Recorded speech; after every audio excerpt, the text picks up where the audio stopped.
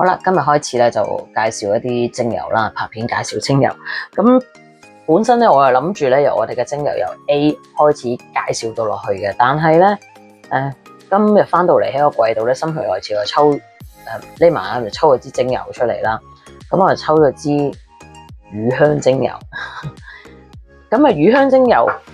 就係由呢個樹木嘅樹膠提煉出嚟嘅。乳香精油咧，我經常用嘅，尤其是咧我喺呢個芳療嘅外展嘅芳療嘅工作坊裏邊咧，其中一支精油我一定會帶出去介紹俾啲參加者嘅，就一定有乳香嘅。咁點解會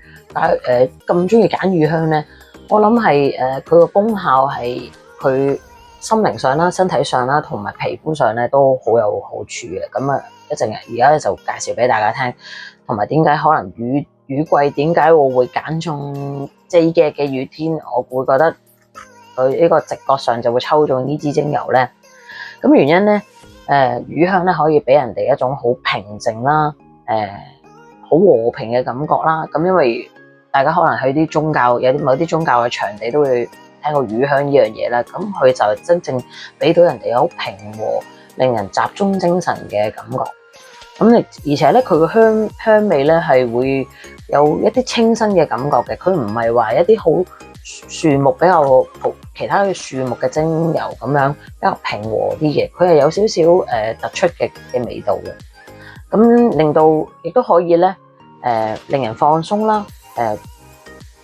同埋咧會安神啦咁樣。所以咧好多時咧一啲瑜伽老師啊，或者教靜觀啊，或者一啲冥想嘅人士咧，都會用點乳香嘅方法咧去令到個空間個氣氛係平靜一啲嘅。咁有啲人就會點呢個乳香嘅香脂啦，有啲人就會用精油啦咁樣嘅。咁另外咧就係佢喺生理上啦，對我哋身體上啦有啲咩好處咧？生理上咧就係佢對呼吸道咧有唔錯嘅功效嘅，佢可以咧舒緩呢個呼吸道嘅暢順啦，呼吸道嘅唔暢順啦，舒緩呢個例如有龍痰啊、鼻涕啊，甚至乎咳嗽咧，佢都可以舒緩到嘅。另外咧就係佢對一個生殖器官，應該係話生殖泌尿系統係有好處嘅。例如如果譬如有陣時係小便嗰個唔太理想，即係可能難去小便啊，或者唔暢順啊咁樣咧，咁可以試下用呢個乳香做配方。佢亦都唔係話其他比較利尿嘅去水嘅精油咁樣，佢會幫助利尿去水，但佢係會有一種改善嘅方法嘅，即係唔會話有時有啲精油，譬如好似絲柏啊，或者好似杜松果咁，佢會令到個尿量會多咗嘅，咁樣去排水。佢係唔係咁樣？佢係會增強翻、改善翻個泌尿系統嘅狀態啦，而去舒緩到你嗰個小便啊嗰個唔暢順。咁另外啦，佢亦都可以減輕呢個經血嘅流量啦，佢對子宮亦都有好處嘅。咁所以咧其實係一個幾好女士用嘅一個精油嚟嘅。另外咧，佢就係如果譬如你話產後嘅話咧，佢可以咧紓解到一啲產後嘅唔開心嘅情緒嘅。另外啦，佢亦都對消化系統係有好處嘅，佢可以改善消化不良啦，同埋咧，譬如有啲人咧，好似飲啖水都會咁樣嗰啲咧，可以不妨試下用乳香做一個按摩啊，咁咧佢可以咧改善到咧，經常可能有啲人就係飲啖水都會嗰啲咧，佢可以改善到嘅。另外咧就係用喺一啲關節嘅問題上嘅配方啦，佢可以有一個舒緩關節唔舒服嘅狀態嘅。咁但係我自己咧就好少用乳香用喺啲關節嘅配方度嘅，原因係我覺得有其他精油可以處理啦。因為我咁多精油，咁我梗係可以去揾其他精油取代。咁但係如果你譬如話屋企只係比較少量啲嘅幾十款嘅，咁其實你可以喺處理關節問題上咧，你可以去考慮乳香呢樣嘢啦。咁另外啦，佢皮膚上咧，乳香咧，我諗好多護膚品啊，係啦，係手作嘅護膚品或者一啲大廠大量生產嘅天然護膚品咧，你都會見到乳香出現嘅，特別係喺一個處理成熟肌膚或者乾性肌膚嘅配方裏邊咧，你都會見到乳香嘅。咁因為乳香咧，佢有改善衰老啦，同埋咧處理乾性而且缺水嘅皮膚係比較好啲嘅。咁所以成熟肌膚係會好多時會見到呢個配方嘅，見到呢個乳香喺度，因為咧佢可以抗衰老之外咧，佢有抗皺啦、減淡細紋嘅功效嘅，甚至乎咧相傳我未處理過，大家可以分享翻俾我聽。相傳咧佢可以咧減淡呢個老人色斑，咁咧老人色斑其實係一個好難處理嘅嘢嚟嘅，咁就算可能要去到用醫美都係唔係咁容易處理到。咁但係如果你係純上天然護膚嘅話咧，咁可以不妨試下用乳香啦，去睇下可唔可以減淡呢個老人色斑。另外咧就係佢可以減淡妊娠紋嘅，咁但係至於係當然啦，係一個懷孕嘅後期啦，或者係生產之後啦，可以保持住用去減淡嗰個妊娠紋，係啦。一陣間我都會講解一下佢嗰個禁忌嘅。好啦，咁另外咧就分享下咧我自己咧會點樣用支乳香啦。擴香係最容易噶啦，因為你擴香你滴啲落去個香薰機度咁就擴香。尤其是喺呢個冥想啦，你冥想或者靜坐啦、靜觀啦，或者你做一啲靜態運動啦，甚至寫書法、畫畫啦，咁不妨可以用乳香去安定心靈嘅。咁而且佢嗰個感覺咧，令人比較清新啲，可能會刺激到你哋嘅創作力。另外咧就係我會用佢啦，再加呢個真正薰衣草。用乳香4滴，真正薰衣草4滴，咁我就用你可以揀基底油，如果用面部，我就會用玫瑰果嘅天然基底油，大概10 ml 到啦，咁用嚟做一個面部嘅精華油做按摩，咁可以活化肌膚，同埋咧就可以咧舒緩呢個泛紅嘅皮膚嘅。咁另外咧就係另外一個配方都係面部嘅，咁呢個咧就冇咁平民噶啦，就乳香4滴啦，就檀香就4滴。咁檀香咧你可以揀東印度檀香或者係澳洲檀香，咁但係呢個價錢咧，東印度檀香當然貴過澳洲檀香大概1倍嘅價錢啦。咁但係都會睇下你哋覺得上嘅取捨啦吓，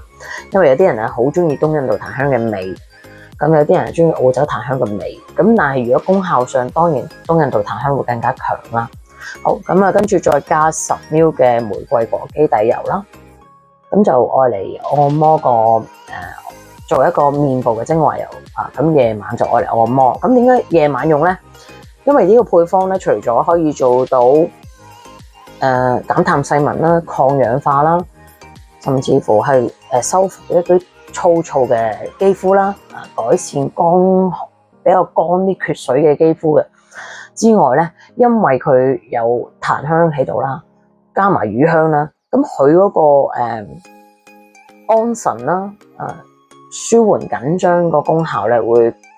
都比較強啲嘅。咁將呢個配方夜晚黑用喺面上高嘅時候咧，佢發揮得會更加好。咁所以咧，我會建議呢個配方可以夜晚用，當一個晚上嘅精華咁樣用啦。咁另外啦，我就如果做身體按摩油嘅話咧，我會用乳香精油6滴、黑胡椒精油4滴，同埋一個植物按摩油大概10 ml 到啦。咁就呢個配方咧，可以紓解嗰個肌肉疲勞之外咧，而且佢可以幫助通呢個通呢個塞咗嘅淋巴嘅。咁如果譬如我想調一支出去俾人哋做治療，做一個通淋巴嘅治療嘅時候咧，咁大概一個人嘅身體所需要一次嘅按摩油啦，即係全身嘅話，大概30ml至40ml，咁睇翻你個皮膚吸收嘅狀態啦，咁樣。咁如果係咁嘅話咧，咁你將個配方乘翻4就得噶啦，即係到時就係即係乳香6滴，咁你乘翻4啦，咁黑胡椒4滴就乘翻4啦，咁樣係啊。咁我都趁呢度我都介紹下先，我自己咧就好中意黑胡做啲咩？唔好意思，我自己就好中意黑胡椒嘅精油嘅，用喺一個身體按摩用喺個鎮痛同埋舒緩關節痛、舒緩風濕關節痛添嘅配方底下，因為咧佢嗰個功效係唔錯，同埋咧佢個味道相對嚟講咧，如果做咗配方咧，佢唔會話太出，同埋咧佢搽咗喺皮膚度咧，冇一啲好辛辣嘅感覺嘅，咁會比較有啲人咧係唔係好中意薄荷啊，唔中意迷迭香或者唔中意冬青嘅時候咧，咁黑胡椒係一個幾好嘅選擇嚟嘅。好啦，每種精油咧都會有特定嘅禁忌嘅，咁雖然佢係植物提煉出嚟嘅嘢啦，咁但係咧植物本身原身佢都擁有好多化學物質，我哋人體咧係唔能夠代謝，或者係會令到或者刺激到我嘅身體，所以咧處理呢個精油嘅時候咧，我哋都要細心去了解啦佢嗰個比例啦嚇，同埋有咩使用禁忌嘅，咁有一啲大朗每隻精油都有啲一定係呢個禁忌㗎啦，就係咧我哋使用前咧，我哋喺皮膚用之前咧，我哋一定要稀釋咗嘅，按住呢個安全比例去稀釋嘅。咁另外咧就係大部分系列訓練出嚟註冊嘅芳療師咧，都係唔主張內服精油嘅。咁當然有啲國家喺某程度下咧，某程度特定嘅專業訓練之下咧係可以，咁但係大部分我哋都唔建議內服嘅，因為佢係一個好濃縮嘅嘢。頭先我講啦，如果你用喺皮膚真皮表層裏下邊咧，都有腐蝕嘅作用。咁如果你話吞食嘅話咧，好可能會令到個食道一啲黏膜啊嗰啲咧受到損害嘅，所以咧全球大部分嘅芳療師都唔建議精油係內服咁樣用嘅。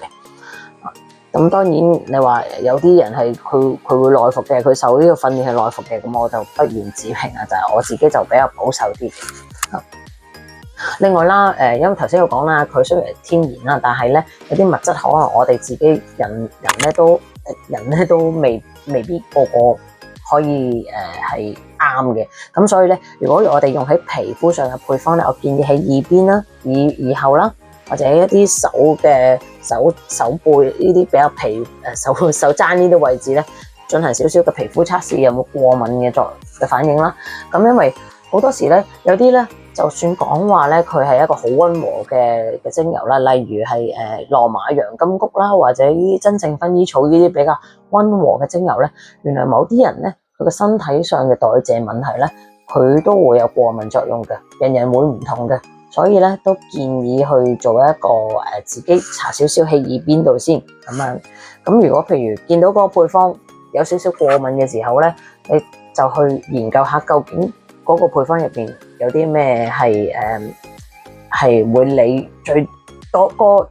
機會去過敏，或者你每隻精油再試一次之後就避免去用啦。同埋咧，另一個就係我哋儲存精油嘅時候咧，就唔好俾細路仔掂到啦，亦都係避免接觸到眼啦，同埋火啦，咁樣呢啲一定要提噶啦。好，另外咧就係懷孕初期啦，同埋幼童啦，即係 BB 仔3歲以下咧，我哋就要小心使用啦。所以頭先我建議咧就如果做喺妊娠紋配方裏邊咧，我建議係懷孕嘅後期係啦，可能係7個月之後先用啦。因為佢頭先我講過啦，佢對子宮係有一啲相應嘅好處嘅，咁所以咧雖然好處啦，但係咧我哋盡量都由於係咁嘅關係啦，我哋盡量都避免去喺孕婦嘅初期去使用啦。咁你話如果妊娠紋早期咧淨係建議咧用呢個甜杏仁油，唔加任何精油去按摩，咁都可以舒緩或者預防到妊娠紋啊。咁啊，介紹啲精油乳香精油啦，我哋買10 ml 就188蚊，跟住咧30 ml 就468蚊，都係一樣，同以前門市一樣啦，3支就有150折嘅。咁同埋有時睇下我哋有冇啲優惠啦嚇，同埋咧我哋之前都有註冊過、登記過一啲芳療師或者係芳療學生啊、瑜伽老師啊、靜觀老師啊，或者一啲運動上需要用嘅教練啊，或者啲 studio 嘅話咧，佢哋仍然享有佢哋嘅即係特別嘅專業優惠嘅。咁啊，但係你如果未登記嘅話咧，就記得 WhatsApp 我哋就登記翻啦。咁個優惠係好實用嘅，咁係好真係好優惠嘅。